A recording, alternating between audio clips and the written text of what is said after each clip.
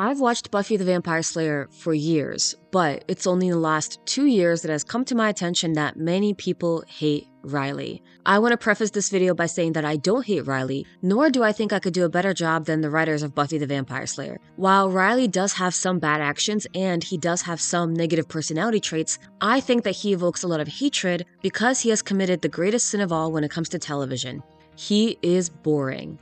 When you place negative traits on a boring character, that character becomes easy to hate. Meanwhile, interesting characters can do terrible things or have negative personality traits, but they will still be loved by the fandom because they are complex, compelling characters. Boring characters, not so much. So I thought of a way to fix Riley, even though, again, I have no authority, I have nothing against him, and I don't purport to know better than the writers. But if I could, here's how I would do it.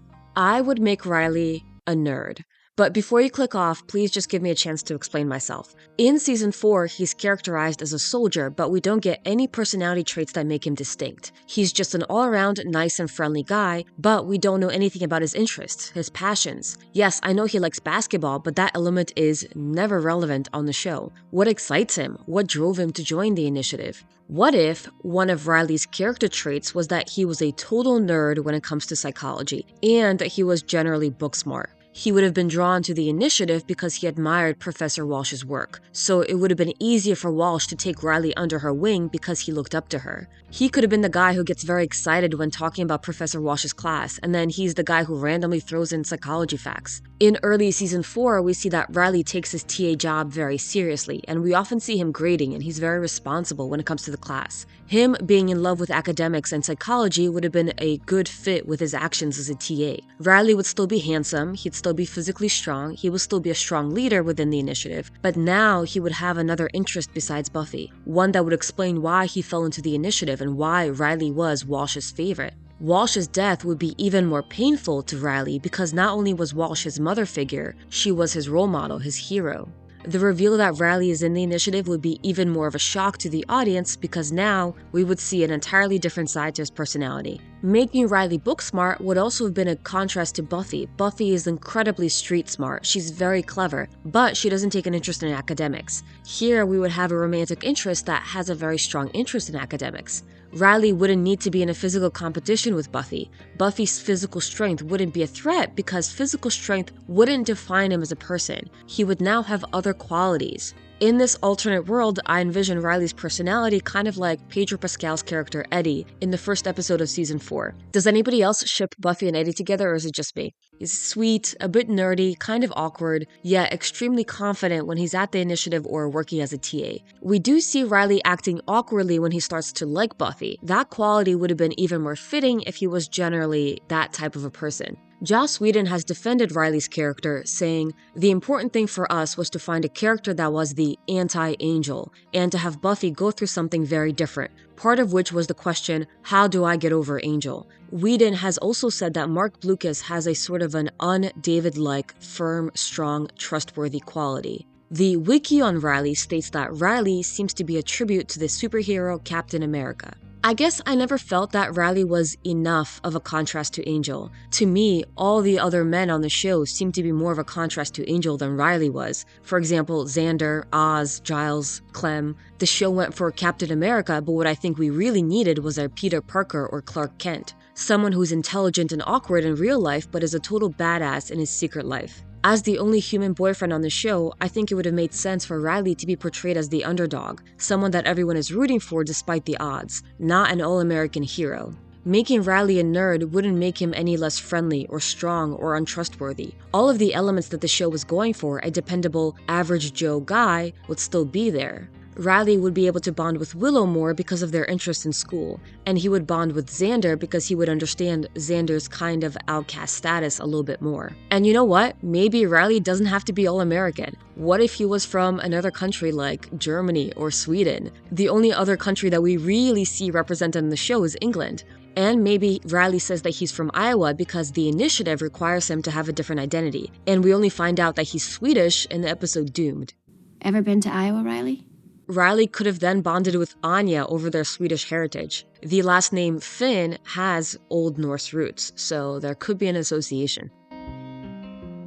The other reason that I think Riley was doomed to fail was because he had to follow Angel. I'm not suggesting that people don't like Riley simply because he's not Angel. It's just that when you are following a big romance, you need someone good to take their place. The audience was still reeling from the emotional pain that was Buffy and Angel. The show built up an epic love story. Once fans start to ship a couple, it's hard for the audience to let go, unless the show gives us something really interesting to grasp onto. In season 4, Angel was still making appearances on Buffy. How can the audience expect to like a new love interest when the previous love interest keeps showing up? A love interest that a lot of people were invested in. Riley realized that he liked Buffy in episode 7, so that's where the romantic plotline starts. We have Angel appearing in the very next episode in Pangs. Then we have the very emotional I Will Remember You on Angel, which aired right after Pangs. A lot of us were watching Angel right after Buffy. The audience was presented with a new love interest and then given a tear-jerking episode with Buffy's previous love interest. How is Riley supposed to compete? It was just too soon. Instead of the romantic plotline starting in episode 7, I think it should have been introduced much later in the season, giving us time to get to know Riley and start to like him as a character, not as a love interest. So how would this alternative timeline play out? Here's how I see it. Riley would still go to Willow's dorm in the initiative because he actually wanted help on a psych project.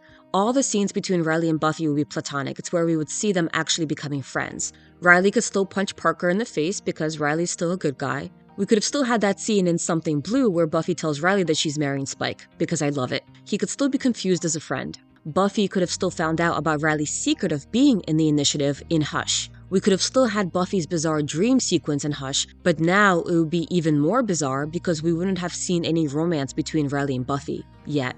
Buffy's realization that Riley's part of the initiative would be more of a surprise for her now because at this point, she would have only seen one side of Riley, the side that's kind of awkward, very friendly, very nerdy, but now she would see that Riley is very skilled at fighting and using a gun, and she hasn't seen that side of his personality before. At this point, there would be no indication that there's a romance. Riley would officially join the group because of his initiative association, but we would see him becoming close with everybody. The lesbian alliance scene could have been done with Willow because he's also becoming friends with Willow. All the scenes of Buffy bonding with Riley, all the romantic scenes, could be replaced with Buffy studying with Riley, and Buffy looking at how excited Riley is when he's talking about psychology and her appreciating the fact that he has such a passion for it. We would also get more scenes of Buffy getting to know and trust the initiative rather than romantic scenes.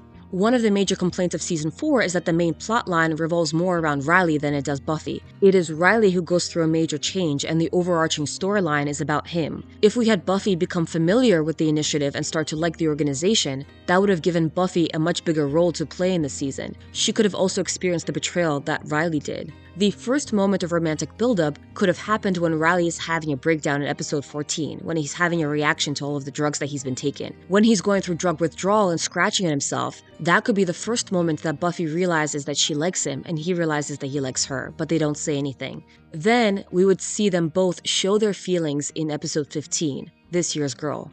There would be no arguments about how the relationship is doomed, or Riley insisting that they give it a shot. It would just be both of them realizing that they like each other. When Riley sleeps with Faith when she's in Buffy's body in Who Are You, that would have been the very first time. So the gut-wrenching moment of Riley finding out it wasn't Buffy and Buffy feeling jealous would be even more dramatic. Then Buffy and Riley would get past the incident in Superstar, much like in the original show. But in this case, it would be the first time that they're actually getting together. Now we would have had a buildup of over 17 episodes. Then we have the Where the Wild Things Are episode, which I know is painfully underwhelming, although it definitely has its moments. No one knows what it's like to be the bad man. But imagine if the fandom has been waiting for Buffy and Riley to get together, and now, for the very first time, we see them fully romantically involved, and the passionate scenes between them are so passionate because it is their first time. So that is how I envision Riley and Buffy getting together. The audience would be given time to adjust to Riley and get to know him first.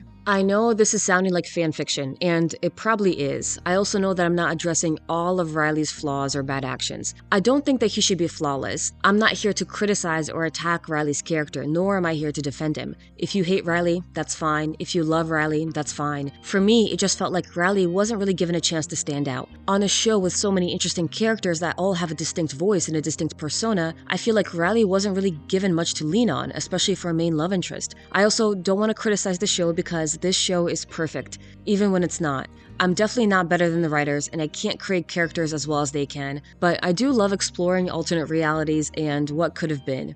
So, If you could, how would you change Riley?